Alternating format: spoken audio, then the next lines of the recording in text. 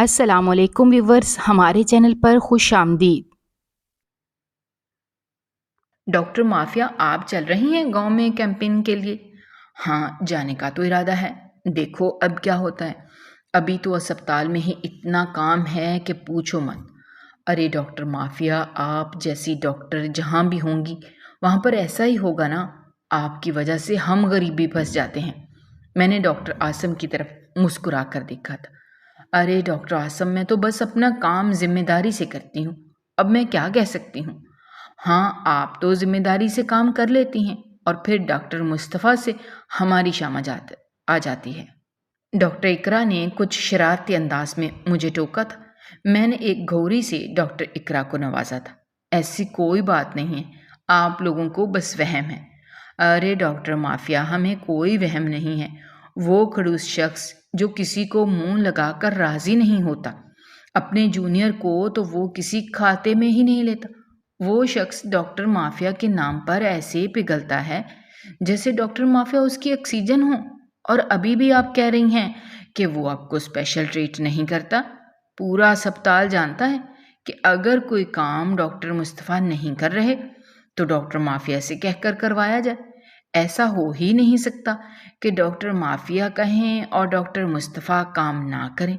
اچھا بس، میں نے وہاں کھڑے اپنے دونوں ساتھی ڈاکٹرز کو ٹوکا تھا اور پھر پیشنٹ کو دیکھنے چل پڑی کہ درمیان میں ہی ڈاکٹر مصطفیٰ نے مجھے اپنے آفس میں بلا لیا۔ میں اپنی ڈیوٹی چھوڑ کر ان کی بات سننے گئی تو وہ اپنی آن بان لیے نہ جانے کن سوچوں میں گم تھا۔ جیسے ہی میں اندر گئی تو وہ مجھے دیکھ کر اپنی سیٹ پر سیدھا ہوا اور مجھے بیٹھنے کا اشارہ کیا، مگر اس کے چہرے کو دیکھ کر لگ رہا تھا کہ وہ ابھی بھی کسی گہری سوچ میں تھا۔ میں نے ڈاکٹر مصطفیٰ سے کہا، کیا بات ہے ڈاکٹر، آپ کچھ پریشان لگ رہے ہیں؟ نہ جانے کیوں مجھے ان کی پریشانی دیکھ کر برا لگ رہا تھا۔ میرا دل چاہا کہ میں ان کی ساری پریشانی سمیٹ لوں۔ ڈاکٹر مافیا، آپ جانتی ہیں کہ آپ کو 1 ہفتے بعد گاؤں میں کیمپنگ کے لیے جانا ہے۔ جی میں جانتی ہوں ڈاکٹر۔ ڈاکٹر مصطفیٰ ایسے بات کر رہے تھے جیسے وہاں جانا بہت خطرناک ہے۔ ڈاکٹر مافیا، آپ سمجھ نہیں رہی میری بات۔ میں یہ کہنا چاہ رہا ہوں کہ وہ علاقہ عورتوں کے لیے محفوظ نہیں ہے۔ اس پر میں بھی ساتھ نہیں جا رہا۔ ڈاکٹر عاصم اور آپ جا رہی ہیں، لیکن میں نہیں چاہتا کہ آپ وہاں جائیں۔ سر، آپ تو جانتے ہیں کہ ڈاکٹرز کو لوگوں کی بیماری سے لڑنے سے پہلے خود سے بھی لڑنا پڑتا ہے، اور آپ مجھے اتنا کمزور سمجھتے ہیں۔ مجھے وہاں پر کچھ نہیں ہوگا۔ میں نے ڈاکٹر مصطفیٰ کو تسلی دی، مگر وہ نہ جانے کیوں ابھی بھی پریشان تھے۔ تبھی میں کمرے سے باہر نکلنے لگی تھی جب ڈاکٹر مصطفیٰ نے مجھے کہا کہ مجھے آپ سے کچھ اور بھی بات کرنی ہے۔ میں نے پیچھے مڑ کر سوالیہ نظروں سے ڈاکٹر مصطفیٰ کی طرف دیکھا اور کہا، جی کہیے، کیا کہنا چاہتے ہیں؟ تبھی ڈاکٹر مصطفیٰ میرے پاس آئے تو میرے دل کی دھڑکنیں بڑھ گئیں۔ نہ جانے ان کی بات کرنے سے پہلے ہی مجھے ڈر لگ رہا تھا۔ ایسے لگ رہا تھا جیسے وہ کوئی ایسی بات کہیں گے کہ مجھ سے ان کو جواب نہیں دیا جائے گا، اور پھر ایسے ہی ہوا۔ ڈاکٹر مصطفیٰ مجھے کہنے لگے کہ ڈاکٹر مافیا، جب آپ واپس آ جائیں گی تو میں آپ سے شادی کرنا چاہتا ہوں۔ ڈاکٹر مصطفیٰ کی بات پر میرے رونگٹے کھڑے ہو گئے، میرے چہرے سے دھواں نکلنے لگا تھا۔ مجھے ایسا لگنے لگا کہ میری سانسیں بند ہو رہی ہیں، میرا پورا وجود کانپنے لگا تھا۔ مجھے تو سمجھ نہیں آ رہی تھی کہ میں کیا کروں۔ میں نے گھبراتے ہوئے اور کچھ شرماتے ہوئے ڈاکٹر مصطفیٰ کی طرف دیکھا تو وہ بہت سنجیدہ لگ رہے تھے۔ میں نے ڈاکٹر مصطفیٰ کہنے لگے کہ کوئی جلدی نہیں ہے، بس آپ جب واپس آ جائیں گی تو ایک مرتبہ سوچ سمجھ کر مجھے جواب دے دیجیے گا۔ میں ڈاکٹر مصطفیٰ کے کمرے سے جلدی سے نکلی تھی اور جلدی سے اپنے دفتر میں آ گئی تھی۔ میرا سر درد سے پھٹا جا رہا تھا۔ مجھے سمجھ نہیں آ رہی تھی کہ میں کیا کروں۔ میں نے خود کو پرسکون کرنے کے لیے اپنے مریضوں کا معائنہ کرنا شروع کر دیا۔ میں جانتی تھی کہ ایسا ہوگا، مگر پھر بھی نہ جانے کیوں مجھے بہت عجیب محسوس ہو رہا تھا۔ ایسے لگ رہا تھا کہ نہ جانے میرے ساتھ کون سا بڑا حادثہ ہو گیا ہے۔ میں نے خاموشی سے 1 ہفتہ گزارا۔ اس دوران ڈاکٹر مصطفیٰ نے بھی مجھ سے کوئی بات نہ کی۔ میں بھی کچھ پرسکون ہو گئی تھی۔ 1 ہفتہ پر لگا کر اڑ گیا۔ ہم 1 ہفتے کے بعد کیمپنگ کے لیے جانا تھا۔ میں اور ڈاکٹر عاصم گاؤں میں کیمپنگ کے لیے گئے تھے۔ گاؤں کے حالات دیکھ کر میں پریشان ہو گئی، کیونکہ وہاں پر کسی کو بھی کسی بات کا علم نہیں تھا۔ لڑکیاں، عورتیں بھیڑ بکریوں کی طرح وہاں پر رہ رہے تھے۔ کسی کو اپنے اندر چلنے والی بیماریوں کا علم ہی نہیں تھا۔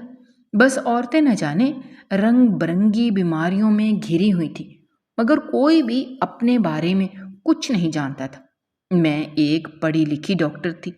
جب گاؤں ایک میڈیکل کیمپ میں گئی، وہاں بہت سے وڈیرے تھے، اور ان لوگوں کو سب سے زیادہ مشکل کام سمجھانا تھا کہ ہم لوگ کسی قسم کا کوئی نقصان کرنے نہیں آئے، بلکہ سب کا علاج کرنے آئے ہیں۔ مگر وہاں لوگ بہت کم اس بات پر بھروسہ کرتے تھے، مگر سب کو ایسے ہی لگتا تھا کہ ہمارے علاج کرنے سے ان کی بیویاں اور بچے اور مرد معذور ہو جائیں گے۔ میں سب کو سمجھاتی پھر رہی تھی، مگر کسی کو میری بات پر بھروسہ نہیں ہو رہا تھا۔ ڈاکٹر عاصم، میں نے بہت سی جگہ پر کیمپنگ کی ہے، مگر یہاں کا ماحول مجھے ڈپریشن میں ڈال رہا ہے۔ یہاں ڈاکٹر کون ہیں؟ تم دونوں میں سے؟ میں اور ڈاکٹر عاصم ابھی بات کر رہے تھے جب ایک وڈیرا ہمارے پاس آئے اور آ کر ہم سے سوال جواب کرنے لگا۔ میں نے اس کو وڈیرے کی طرف دیکھا تو وہ حیرت سے مجھے دیکھنے لگا۔ میں نے اس کی بات کا انتظار کرنے لگے، مگر اس نے کوئی بات نہ کی اور خاموشی سے وہاں سے چلا گیا۔ وہاں ایک وڈیرے کی نظر مجھ پر پڑی اور اس دن سے میری زندگی بدل گئی۔ 1 ہفتے کے بعد ہم نے واپس آنا تھا، اور 1 ہفتے کی کیمپنگ کے بعد ہم واپس آ گئے، مگر میں ابھی تک وہاں کی سوچوں میں ہی گم تھی اور پریشان کن حالت میں تھی۔ جب میں واپس شہر آ گئی تو مجھے ابھی بھی وہاں کے لوگوں کی باتوں کی سمجھ نہیں آ رہی تھی کہ آخر وہاں پر لوگ کیسے جی رہے ہیں، جن کو اپنی بیماریوں کے بارے میں کچھ علم ہی نہیں تھا۔ کیا بات ہے ڈاکٹر مافیا، سب ٹھیک تو ہے؟ جب سے آئی ہیں کافی پریشان لگ رہی ہیں۔ ڈاکٹر مصطفیٰ کے پوچھنے پر میں نے انہیں بتایا کہ وہاں کے لوگوں کو جینے کا طریقہ ہی نہیں، پتہ نہیں وہ کیسی زندگی گزار رہے ہیں۔ یہ باتیں کرتے ہوئے میری آنکھوں میں آنسو آ گئے تھے۔ ڈاکٹر مافیا، آپ کہیں سے نہیں لگتی کہ آپ ایک ڈاکٹر ہیں۔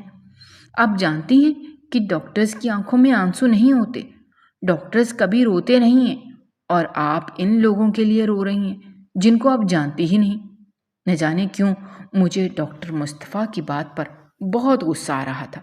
تبھی میں نے انہیں غصے میں بہت سی باتیں سنا دی۔ ڈاکٹر مصطفیٰ، میں آپ کی طرح پتھر دل نہیں ہو سکتی۔ کل کو اگر مجھے کچھ ہو جائے تو آپ کو مجھ پر بھی نہیں روئیں گے؟ یہ تو آپ کے لیے عام سی بات ہوگی نا۔ ڈاکٹر مصطفیٰ میری بات پر مجھے گھورنے لگے اور کہنے لگے، یہ آپ کیسی باتیں کر رہی ہیں؟ میں نے ڈاکٹر مصطفیٰ سے کہا، کیوں؟ میری بات اب آپ کو بری لگ رہی ہے؟ کیا وہ بھی تو کسی کے جانشین ہوں گے؟ مجھے امید نہیں تھی ڈاکٹر مصطفیٰ کہ آپ ایسی بات کہیں گے۔ ڈاکٹرز بھی انسان ہوتے ہیں، ان میں بھی دل ہوتا ہے، لیکن قصور آپ کا نہیں، شاید آپ کی تربیت کا ہے، آپ کو سکھایا ہی یہ سب گیا ہے۔ اتنا کہہ کر میں وہاں پر رکی نہیں تھی، بلکہ غصے سے اپنے گھر آ گئی تھی، یہ سوچے بغیر کہ میں غصے میں ڈاکٹر کو کتنی بڑی بات کہہ آئی ہوں۔ گھر لوٹی تو اماں کہنے لگیں، آج اتنی جلدی آ گئی؟ میں نے اماں سے کہا، بس طبیعت کچھ ٹھیک نہیں تھی۔ اماں کہنے لگیں، اچھا، اپنے کمرے میں آرام کر لو، اور ہاں، تمہیں کسی زید خان نے کچھ گفٹس بھیجے ہیں۔ میں نے حیرت سے اماں کی طرف دیکھا اور کہا، کون زید خان؟ اماں کہنے لگیں، میں نہیں جانتی، مجھے لگا تمہارا کوئی مریض ہوگا، جو ٹھیک ہو گیا ہو تو اس نے بھیجی ہوں۔ میں پریشان ہو گئی، کیونکہ میں تو کسی ایسے مریض کو نہیں جانتی تھی جو میرے اتنے قریب ہوتا کہ مجھے تحفے بھیجتا۔ میں اماں کی بات سن کر خاموشی سے اوپر کمرے میں چلی گئی، اور کمرے میں جاتے ہی میرے ہوش اڑ گئے، کیونکہ میرے کمرے میں بہت ہی مہنگے تحفے پڑے تھے۔ اتنے مہنگے تحفے تو میں نے آج تک کبھی نہیں دیکھے تھے۔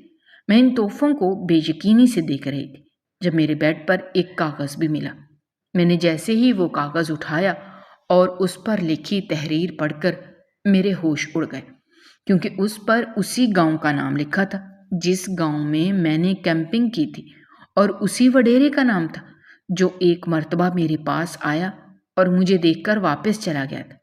اس وڈیرے نے میرے گھر مہنگے تحفے بھیجنا شروع کیے اور ہر روز مجھے فون بھی کرتا۔ وہ مجھ سے شادی کرنا چاہتا تھا، مگر میں نے اسے انکار کیا اور میں نے اس کو کہا کہ میں کسی اور کو پسند کرتی ہوں، اسی لیے تم سے شادی نہیں کر سکتی، تم کسی اور سے شادی کر لو۔ مگر وہ نہ مانا تو غصے سے اسے ذلیل کر دیا، اس کو اس کی تربیت یاد دلوائی، اس کو برا بھلا کہا اور یہاں تک میں نے اس کی انا کو چوٹ پہنچائی۔ جب میں نے اس کو کہا کہ میں ایک پڑھی لکھی ڈاکٹر ہوں اور تم ایک گنوار انسان ہو جس کو اتنا بھی معلوم نہیں کہ جب کوئی شخص بیمار ہو تو اس کا علاج کروایا جاتا ہے، نہ کہ اس کو مرنے کے لیے چھوڑ دیا جاتا ہے، جیسے تمہارا گاؤں ہے ویسے ہی تم بھی ہوگے، اور میں کم از کم بے حس لوگوں میں نہیں آنا چاہتی۔ جیسے تمہاری عادت ہے، تمہارے خاندان کی بھی عادت ایسی ہی ہوگی، وہاں پر بھی عورتوں کو بھیڑ بکریوں کی طرح ہی رکھا جاتا ہوگا، اور میں کم از کم جیتی جاگتی انسان ہوں، میں تمہارے جھانسے میں نہیں آؤں گی، اور نہ ہی آج کے بعد مجھ سے بات کرنے کی یا مجھے تحفے بھیجنے کی کوشش کرنا، ورنہ مجھ سے برا کوئی نہیں ہوگا۔ میں تمہارا وہ حال کروں گی کہ تم خود کو بھی پہچان نہیں پاؤ گے۔ میں مسلسل اس وڈیرے کی بے عزتی کر رہی تھی۔ یہ بات اس نے اپنی غیرت پر لے لی اور مجھے غصے سے کہنے لگا، اب میری شادی ہوگی تو تم سے ہی ہوگی، میں دیکھتا ہوں کہ کس طرح تم مجھ سے شادی نہیں کرتی۔ اگر تم مجھ سے شادی کے لیے راضی نہیں ہوگی تو میرے پاس اور بھی بہت راستے ہیں جہاں سے میں تم تک پہنچ سکتا ہوں۔ اور رہی بات تمہاری محبت کی تو وہ وہی ہے نا، ڈاکٹر مصطفیٰ، سمجھو اس کا تو کھیل ختم۔ زید خان کے منہ سے ڈاکٹر مصطفیٰ کے بارے میں سن کر میرے ہوش اڑ گئے۔ میں اس شخص کی پہنچ کہاں تک تھی یہ میں نہیں جانتی تھی، مگر یہ شخص خطرناک ثابت ہو سکتا تھا، میں اتنا ضرور جانتی تھی۔ ڈاکٹر مصطفیٰ کی جان خطرے میں تھی، یہ سن کر میری روح کانپ گئی۔ جو میرے ساتھ لوگوں کو جان سکتا تھا وہ کچھ بھی کر سکتا تھا۔ ایک ہفتے بعد زید خان کا رشتہ میرے گھر پر آیا۔ میں نے اماں سے صاف الفاظ میں کہہ دیا تھا کہ میں یہاں شادی نہیں کروں گی۔ اماں نے بھی ان لوگوں کو انکار کر دیا۔ زید خان کو مجھ پر بہت غصہ تھا۔ میں اب اتنا جانتی تھی کہ کسی نہ کسی کو نقصان ضرور ہونے والا ہے، مگر کس کو یہ نہیں پتا تھا۔ زید خان تو آگ بگولا ہوا پھر رہا ہوگا۔ یہ بات سوچ سوچ کر میں پریشان ہو رہی تھی۔ وہ بھی ایک شام تھی، باہر بہت تیز بارش ہو رہی تھی۔ میں اسپتال میں ڈیوٹی کر رہی تھی اور گھر جانے کا وقت ہو گیا تھا۔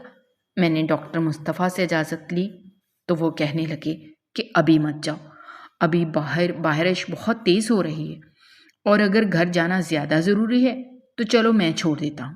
مگر میں نہیں چاہتی تھی کہ ڈاکٹر مصطفیٰ میرے ساتھ پائے جائیں۔ مجھے زید خان کی وجہ سے ڈاکٹر مصطفیٰ کو لے کر بہت خوف محسوس ہو رہا تھا۔ شاید وہ ڈاکٹر مصطفیٰ کو نقصان پہنچانے کی کوشش نہ کرے۔ اگر وہ ڈاکٹر مصطفیٰ کو جانتا تھا تو اس کا مطلب یہ تھا کہ وہ ہر وقت مجھ پر نظر رکھے ہوئے ہے۔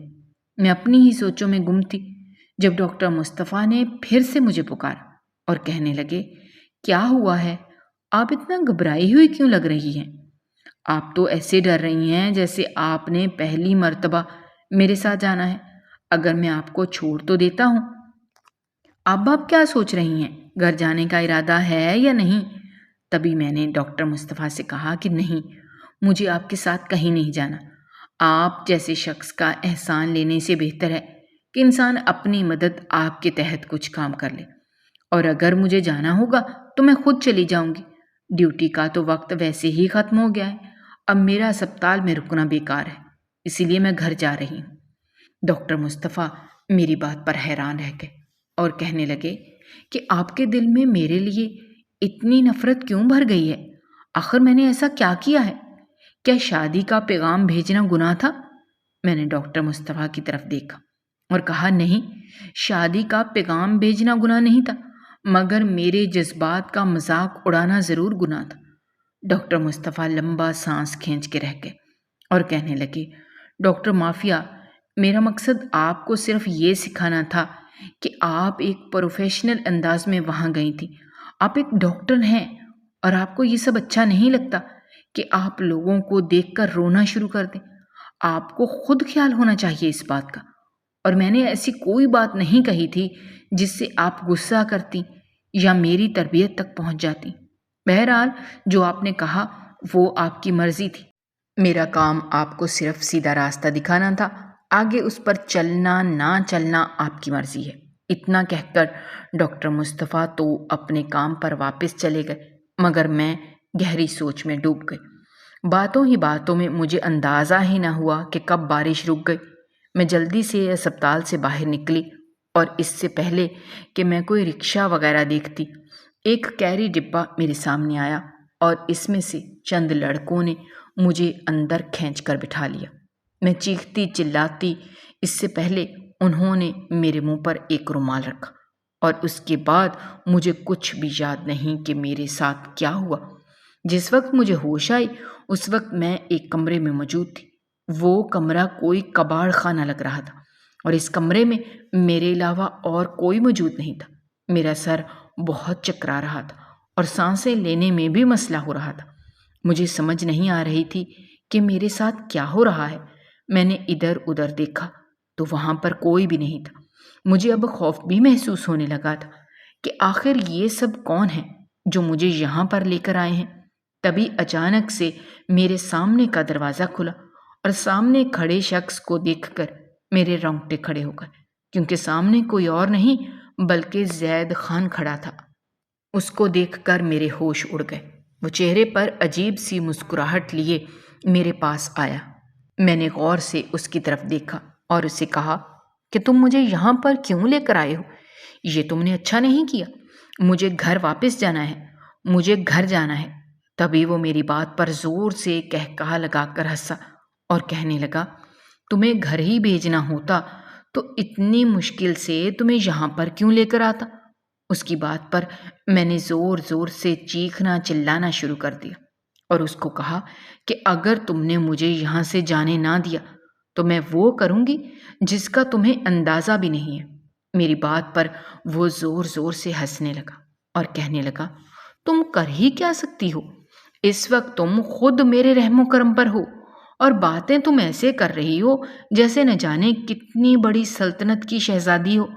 وہ میرے قریب آیا اور کہنے لگا، یہ تمہاری بھول ہے۔ اگر تمہیں لگتا ہے کہ اب تم میری پسند ہو تو یہ غلط فہمی اپنے دماغ سے نکال دو، کیونکہ اب تم صرف میرے لیے ضد ہو۔ میں تمہیں پسند کرتا ہوں، مگر تم نے مجھے اور میری غیرت کو للکارا ہے۔ اب کم از کم تم میری پسند نہیں ہو، تم صرف اور صرف اب ضد ہو، اور میں اپنی ضد پوری کرنے کا قائل ہوں۔ جو چیز میری ضد بن جائے میں اس کو پوری کر کے رہتا ہوں۔ میں نے زید سے کہا کہ میں کوئی چیز نہیں ہوں، میں جیتی جاگتی انسان ہوں، اور کم از کم میں تمہیں اتنا حق نہیں دیتی کہ تم میری زندگی کے ساتھ کسی بھی طرح کا کھلواڑ کر لو اور میں خاموش رہوں۔ یہ ہرگز ممکن نہیں ہے۔ میری بات پر زید اونچی اونچی ہنسنے لگا اور کہنے لگا، یہ تو وقت بتائے گا کہ تم چیز ہو یا انسان۔ تم نے جو کیا ہے وہ ٹھیک نہیں تھا، اب جو میں کروں گا اسے تو تمہیں بھگتنا ہی ہوگا۔ میں ایک دم ڈر گئی تھی، نہ جانے میرے ساتھ کیا ہونے والا تھا۔ مجھے تو کچھ سمجھ نہیں آ رہی تھی۔ میں نے زید سے کہا کہ تم میرے ساتھ اچھا نہیں کر رہے، اس کے لیے تمہیں پچھتانا ہوگا۔ زید نے اپنے ملازموں کو آواز دی اور کہا کہ جلدی سے مولوی کا انتظام کرو۔ میرے تو رونگٹے کھڑے ہو گئے۔ میں نے زید سے کہا، تم یہ سب زیادتی کر رہے ہو، میں تمہارے ساتھ شادی نہیں کرنا چاہتی، ہم دونوں خوش نہیں رہیں گے۔ تبھی وہ کہنے لگا، میں نے پہلے بھی تمہیں کہا ہے کہ مجھے تمہاری خوشی، پسند ناپسند سے کوئی لینا دینا نہیں ہے۔ اب بس وہ ہوگا جو میں چاہوں گا، تم وہی کرو گی جو میری مرضی ہوگی۔ تبھی زید نے مجھے بالوں سے پکڑا اور گھسیٹتے ہوئے مجھے باہر کی طرف لے آیا۔ میرے سر پر بڑی سی چادر اڑی اور نکاح خواں کو بلا کر زبردستی مجھ سے نکاح کر لیا۔ میں روتی رہی، چلاتی رہی، مگر وہ صرف ایک ہی دھمکی بار بار مجھے دے رہا تھا کہ اگر میں نے اس شادی نہ کی تو وہ میری اماں کو جان سے مار دے گا۔ مجھے بس اسی بات کا خوف تھا کہ کہیں میری اماں کو کوئی نقصان نہ پہنچے، زید میری اماں کو کسی قسم کا کوئی نقصان نہ پہنچا دے۔ میں نے زید خان سے کہا کہ کیا گارنٹی ہے کہ تم مجھ سے شادی کرنے کے بعد میری ماں کو کوئی نقصان نہیں پہنچاؤ گے؟ تبھی وہ کہنے لگا، میں تم سے وعدہ کرتا ہوں، ویسے بھی مجھے تم سے غرض ہے، تمہارے گھر والوں سے نہیں، ان سے میرا کوئی لینا دینا نہیں ہے۔ اور اس طرح زید نے مجھ سے زبردستی نکاح کیا اور مجھے لے کر حویلی چلا گیا۔ زید زبردستی شادی کر کے مجھے حویلی میں لے گیا۔ حویلی کا ماحول دیکھ کر میں حیران رہ گئی۔ حویلی کا ماحول بہت گھٹا گھٹا سا تھا۔ عورتیں ڈری سہمی گھونگھٹ نکالے وہاں پر کام کر رہی تھیں۔ اس حویلی میں عورتوں کو جانوروں جیسے رکھا جاتا تھا، جیسے ان کی اپنی ذاتی کوئی زندگی نہیں تھی، بس جو وہاں کے مرد کہہ دیتے وہی ہوتا۔ عورت ذات کو بھیڑ بکریاں سمجھا جاتا تھا، کیونکہ اب میں بھی زید کی ضد بن کر اس گھر میں گئی تھی، اس لیے میری حیثیت بھی ویسی ہی ہو گئی تھی۔ وہ وڈیرا کہتا کہ اب تم میری محبت نہیں صرف ضد ہو، اور تمہارے ساتھ بھی ویسا ہی سلوک ہوگا جیسا باقی سب کے ساتھ ہوتا ہے۔ اگر تم میری محبت بن کے آتی تو اس گھر پر راج کرتی، یہاں کی عورتوں اور مردوں پر تمہاری حکمرانی ہوتی، لیکن اب صرف اور صرف تم اس گھر کی ملازمہ جیسی زندگی گزارو گی۔ گھر کے سارے کام تمہاری ذمہ داری ہیں، اور اب تم یہاں سے کبھی بھی کہیں نہیں جا پاؤ گی۔ پہلے پہل تو میں کافی ڈر گئی، مجھے سمجھ نہیں آ رہی تھی کہ میں یہاں سے کیسے بھاگوں۔ کوئی راستہ ہی نہیں بچا تھا بھاگنے کے لیے، مجھے کوئی اور ہی راستہ اپنانا تھا جس کے ذریعے میں آسانی سے یہاں سے بھاگ سکتی۔ میں اپنی ہی سوچوں میں گم تھی جب زید کہنے لگا، جاؤ کچن میں اور جا کر کام کرو، اب تم مجھے یہاں فارغ نظر نہ آنا۔ میں بھاگتے ہوئے کچن کی طرف چلی گئی، کیونکہ اس کے غصے کا مجھے معلوم تھا، وہ کوئی نہ کوئی نقصان کر دیتا۔ حویلی کی سبھی عورتیں ڈری سہمی سی کام کر رہی تھیں، اور تو اور زید خان کی ماں اور اس کی بہنیں بھی ڈری سہمی کاموں میں مصروف تھیں۔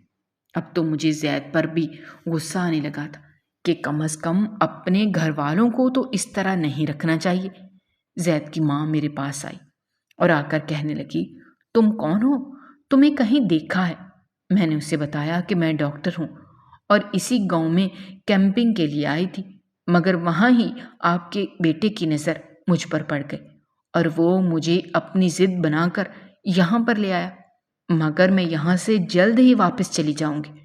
تبھی وہ کہنے لگی، نہیں، تم پڑھی لکھی ہو، ایک تم ہی تو ہو جو اس گھر کو سنوار سکتی ہو، تم کہیں مت جانا، اسی گھر میں رہو تاکہ اس گھر کے لوگوں کو کچھ عقل آ جائے اور یہاں کی عورتوں کو انسان سمجھیں نہ کہ جانور۔ میں نے زید کی اماں سے کہا کہ آپ لوگ اتنے سالوں سے یہاں پر ہیں، آپ لوگوں کی ابھی تک کسی نے نہیں سنی، تم میری کیا سنیں گے؟ تبھی وہ کہنے لگی، ہم لوگ تو ان پڑھ ہیں، ہمیں تو کچھ پتہ ہی نہیں ہے، مگر آپ لوگ تو پڑھے لکھے ہیں، سمجھدار ہیں، سب جانتے ہیں، کم از کم یہاں کی لڑکیوں کی عورتوں کی زندگی تو بدل ہی سکتے ہیں۔ اس عورت کی بات سن کر میری آنکھوں میں پھر سے آنسو آ گئے، اور تبھی ڈاکٹر مصطفیٰ کے کہے گئے الفاظ میرے کانوں میں گونجنے لگے کہ آپ ایک ڈاکٹر ہیں اور آپ کی آنکھوں میں آنسو آنا غیر مناسب بات ہے، آپ کو ڈٹ کے مقابلہ کرنا چاہیے۔ سب سے پہلے تو اپنے ڈر سے مقابلہ کرنا چاہیے، اور اس کے بعد لوگوں کی بیماریوں سے۔ وہ بیماریاں روحانی بھی ہو سکتی ہیں اور جسمانی بھی، اور یہاں پر تو ہر شخص ہی روحانی مریض تھا۔ مجھے ان سب کی مدد کرنی تھی، لیکن کمزور بن کر نہیں، طاقتور بن کر۔ وہ سب مجھے اپنی طاقت سمجھ رہے تھے، تو مجھے بھی ان کا ساتھ دینا تھا۔ اس لیے میں نے ٹھان لی تھی کہ کچھ بھی ہو جائے میں یہاں سے بھاگوں گی تو ضرور، مگر اس سے پہلے میں یہاں کے لوگوں کی زندگی بدلوں گی، جو میرا فرض تھا، اور یہ بات میں نے خود سے طے کر لی تھی۔ وہاں کے حالات مجھے ذہنی مریض بنا رہے تھے، اس قدر گھٹن زدہ ماحول تھا کہ میرا وہاں پر دم گھٹنے لگا تھا۔ مجھے وہاں آئے ہفتہ ہو چکا تھا، مگر اس کے بعد میرا زید خان سے دوبارہ پالا نہیں پڑا تھا۔ میں شکر ادا کر رہی تھی کہ ابھی تک زید خان میرے سامنے دوبارہ نہیں آیا۔ یہی وجہ تھی کہ میں وہاں پرسکون ماحول میں زندگی گزار رہی تھی۔ مجھے فکر تھی تو بس اس بات کی کہ میری اماں پریشان ہو رہی ہوں گی، کہ میں نہ جانے کہاں چلی گئی ہوں۔ ان کے لیے کوئی یہ عام بات نہیں تھی۔ ان کو بتائے بغیر میں کبھی کہیں نہیں گئی تھی۔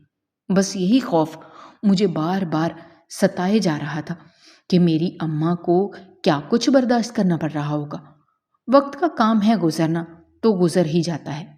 وہاں پر رہ کر میرا سب سے زیادہ زید خان کی ماں کے ساتھ پیار و محبت ہو گیا تھا۔ میں ان کے ساتھ خوب باتیں کرتی، ان کی دلجوئی کرتی۔ وہ بھی میرے ساتھ بہت خوش رہنے لگی تھیں اور مجھے کہنے لگیں کہ تمہارے آنے کے بعد زندگی بدل گئی ہے، کیونکہ زید خان اور اس کا باپ بالکل ایک جیسے ہیں۔ اس کے باپ نے زید خان کو بھی اپنے جیسا بنا لیا ہے۔ میرا بچہ بچپن میں میرے ساتھ بہت مانوس تھا، میرے ساتھ رہتا تھا، آگے پیچھے گھومتا رہتا تھا۔ مجھے لگتا تھا کہ میں اپنے بیٹے کو اپنے باپ جیسا نہیں بننے دوں گی، مگر یہ میری صرف خام خیالی تھی۔ میرا بیٹا جیسے جیسے جوان ہونے لگا اپنے باپ جیسا بننے لگا۔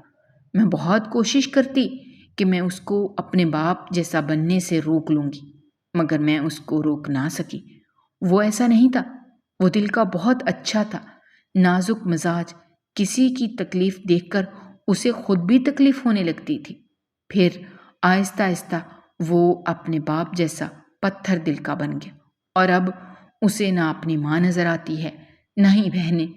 میں جانتی ہوں کہ تمہارے لیے یہ بہت مشکل کام ہے، لیکن میں تم سے درخواست کرتی ہوں کہ میرے بیٹے کو پھر سے بدل دو، اس کو پہلے جیسا بنا دو، اچھا انسان جو ہر کسی کی پسند ہو، جس کو ہر کوئی اچھے الفاظ میں جانتا ہو۔ جب ہر کوئی زید خان کے بارے میں برا بھلا کہتا ہے تو مجھے تکلیف ہوتی ہے، آخر ماں ہوں نا۔ اور پھر زید خان کی ماں نے میرے چہرے پر ہاتھ رکھا اور وہ الفاظ کہے کہ میں شرم سے پانی پانی ہو گئی۔ دیکھنا، جب تم خود ماں بنو گی نا، تمہیں اس بات کا اندازہ ہو جائے گا کہ اولاد جتنی مرضی بری بن جائے مگر ماں باپ ہمیشہ اپنی اولاد سے محبت ہی کرتے ہیں۔ تم زید خان کو وارث دو گی نا، زید خان کا بچپن اسے واپس لوٹا دو، شاید تم ہی وہ پھر سے بدل جائے۔ اولاد ایسی ہی ہوتی ہے، اچھے اچھوں کو بدل کے رکھ دیتی ہے۔ میں نے زید خان کی ماں کی طرف حیرت سے دیکھا اور اسے کہا کہ آپ پریشان مت ہوں، سب ٹھیک ہو جائے گا۔ لیکن سارا دن مجھے بس زید خان کی ماں کے الفاظ ہی یاد رہے۔ سارے دن کی تھکاوٹ کے بعد میں کمرے میں گئی اور جا کر آرام کرنے لگی۔ تبھی مجھے زید خان کی ماں کے الفاظ پھر سے یاد آنے لگے۔ میں سر پکڑ کر اٹھ کے بیٹھ گئی۔ یہ سب کیا تھا؟ کیوں زید کی ماں نے ایسے الفاظ بولے؟ مجھے تو یہاں سے جانا تھا، مگر وہ مجھ سے کتنی امیدیں باندھ کر بیٹھی تھی۔ مجھے ان کی امیدوں کو توڑنا بالکل اچھا نہیں لگ رہا تھا۔ ابھی میں سر پکڑ کر بیٹھی ہی ہوئی تھی جب اچانک سے دروازہ کھلا اور کمرے میں کوئی وجود داخل ہوا۔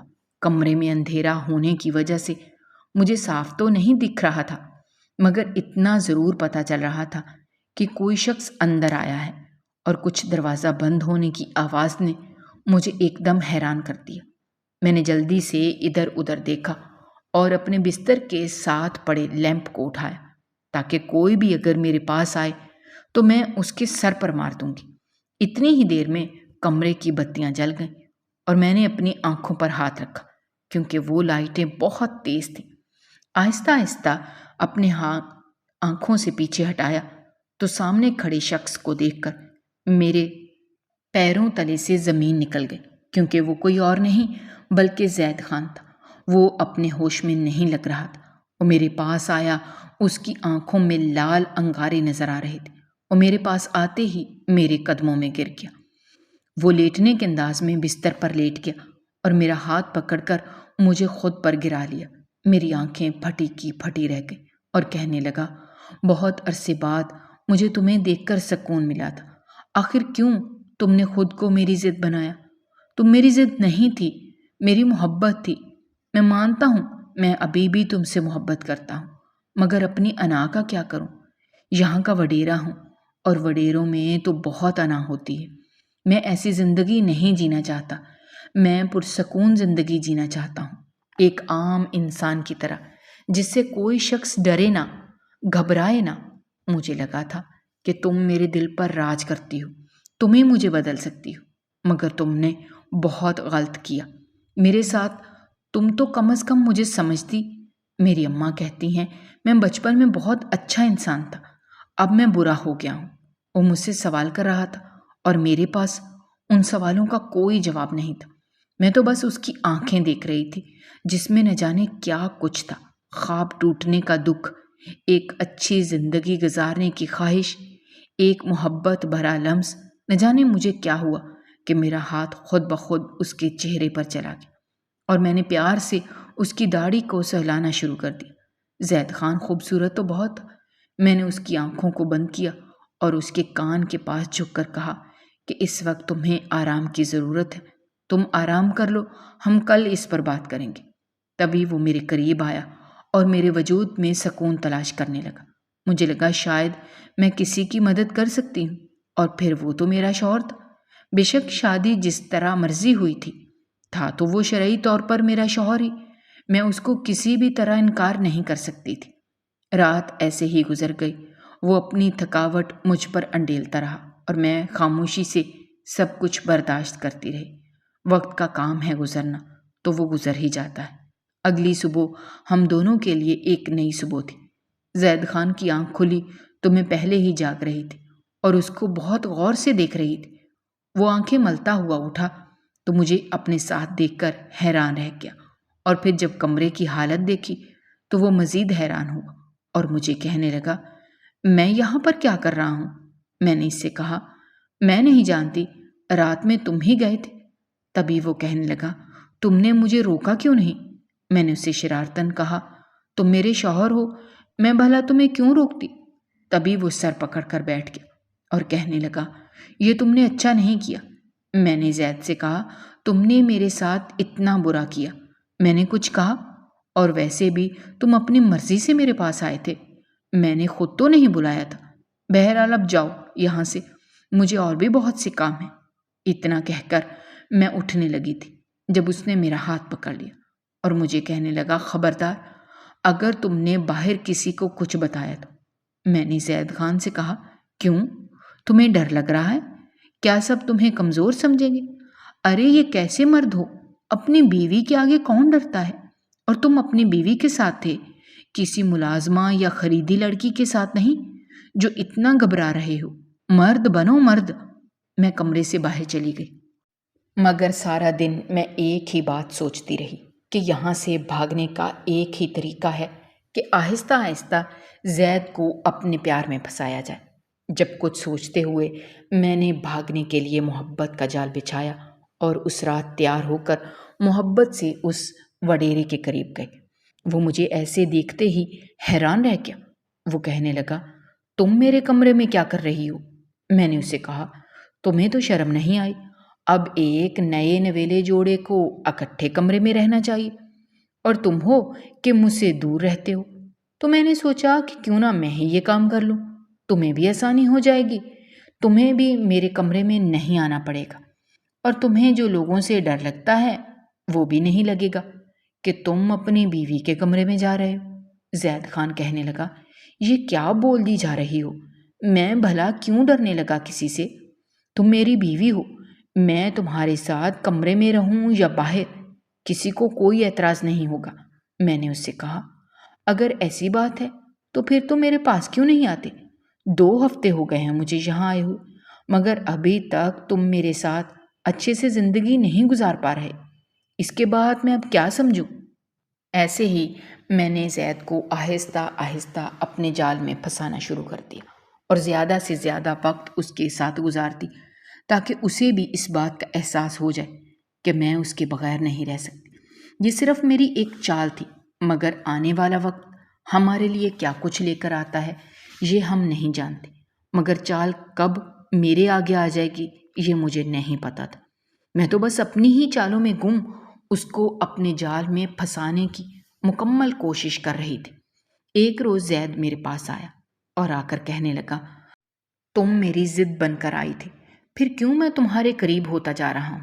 میں نے زید سے کہا کیونکہ تم میرے شوہر ہو اور میاں بیوی میں سب کچھ جائز ہوتا ہے۔ اگر تم یہ سوچ کر میرے پاس نہیں آنا چاہتے کہ میں تمہاری ضد بن کر آئی تھی تو بھول کیوں نہیں جاتی اس بات کو؟ وہ وقت ہمیشہ ایک جیسا تو نہیں رہتا، اور پھر ہم نے نکاح کیا تھا، کوئی گناہ تو نہیں کیا تھا جو تم اتنا ڈرتے ہو۔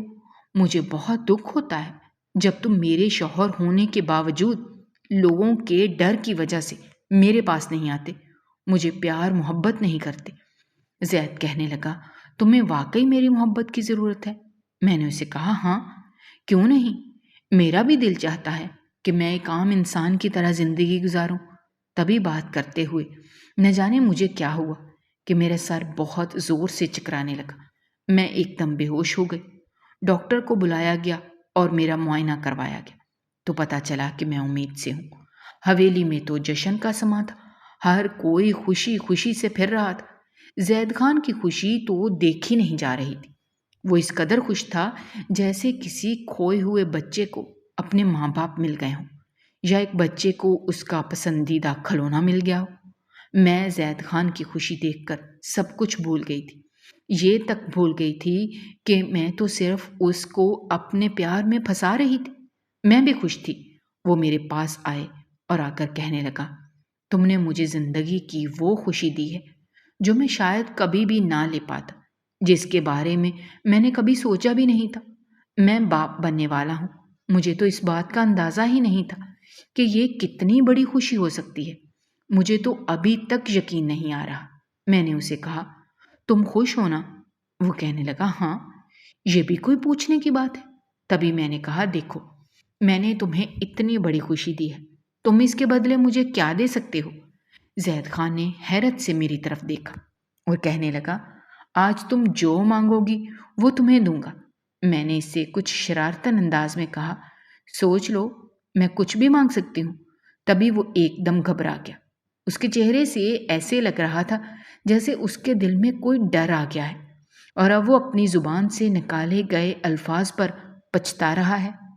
میں نے اس کے ہاتھ مضبوطی سے تھامے اور کہا، میں یہاں سے جانے کی بات نہیں کروں گی، میں تمہیں چھوڑ کر کہیں نہیں جاؤں گی۔ ہم اس بچے کی پرورش بہت اچھے سے کریں گے۔ مجھے بس تم سے یہ چاہیے کہ تم اس بچے کو نہ اپنے ابا جیسا اور نہ ہی اپنے جیسا بناؤ گے۔ اس بچے کو ایک پرسکون اور عام زندگی دو گے، جس کی چاہت تمہیں رہی ہے۔ میں نہیں کہتی کہ تمہارے ابا نے تمہارے ساتھ غلط کیا، وہ تمہارے باپ تھے اور ان کو جو بہتر لگا انہوں نے وہ کیا، مگر تم بھی جانتے ہو کہ جو زندگی تم گزار رہے ہو اور بہت مشکل ہے، اس گھر میں جتنی بھی عورتیں ہیں وہ باعث سے عزت ہیں، اور ان کی عزت نہ کر کے کسی کو کچھ نہیں ملے گا۔ ان کو بھی تو پورا جینے کا حق ہے کہ تم پہلے جیسے نہیں ہو سکتے۔ مجھے ایک عام انسان چاہیے جو میرے ساتھ ایک پرسکون اور عام زندگی گزارے، ان سب چونچلوں اور جھنجھٹوں سے الگ زندگی ہو، جس میں تم، تمہارے ماں باپ اور ہماری آنے والی اولاد ہوگی۔ ایک چھوٹا سا گھر ہو جس میں ہم خوشی خوشی اپنی زندگی گزاریں۔ میں مانتی ہوں کہ گاؤں کی ذمہ داری تم پر ہے، مگر ہر جگہ پر خوف و ہراس پھیلا کر کچھ حاصل نہیں ہوگا سوائے لوگوں کی نفرتوں کے۔ تم ان لوگوں کے مددگار ہو، اور مددگار کبھی سخت دل نہیں ہوتا، یہ بات ہمیشہ میری یاد رکھنا۔ تم ایک اچھے انسان، ایک اچھے وڈیرے تبھی بن سکتے ہو جب تمہارا دل نرم ہوگا۔ اور ہاں، ایک اور بات، کیا تم میری اماں کو میرے پاس لا سکتے ہو؟ وہ اکیلی وہاں پر زندگی گزار رہی ہیں، ان کے لیے زندگی گزارنا بہت مشکل ہے، کیونکہ میرے ابا تو ہیں نہیں اور بہن بھائی بھی کوئی نہیں ہے، اس لیے مجھے ہی ان کا سب کچھ دیکھنا پڑتا تھا۔ زید خان پہلے خاموشی سے میری طرف دیکھنے لگا اور پھر کہنے لگا، تم جو کہو گی ویسا ہی ہوگا۔ میں جانتا ہوں تم میری زندگی بدل دو گے، بس مجھے تھوڑا وقت دو۔ میں ایک ساتھ سب کچھ نہیں کر سکتا، آہستہ آہستہ، وقت کے ساتھ ساتھ سب کچھ ٹھیک ہو جائے گا۔ میں تم سے وعدہ کرتا ہوں کہ ہم بہت اچھی زندگی گزاریں گے۔ آج میں اور زید اپنے ایک بچے کے ساتھ بہت اچھی زندگی گزار رہے ہیں۔ میں اپنی نوکری دوبارہ کر رہی ہوں، ڈاکٹر مصطفیٰ شادی کر کے بیرون ملک چلے گئے ہیں، سب کچھ اپنے وقت کے ساتھ ساتھ ٹھیک ہو گیا ہے۔ اگر آپ کو ہماری کہانیاں پسند آ رہی ہیں تو ہمارے چینل کو سبسکرائب کیجیے، ویڈیوز پر کمنٹ کیجیے اور شیئر کیجیے۔ شکریہ۔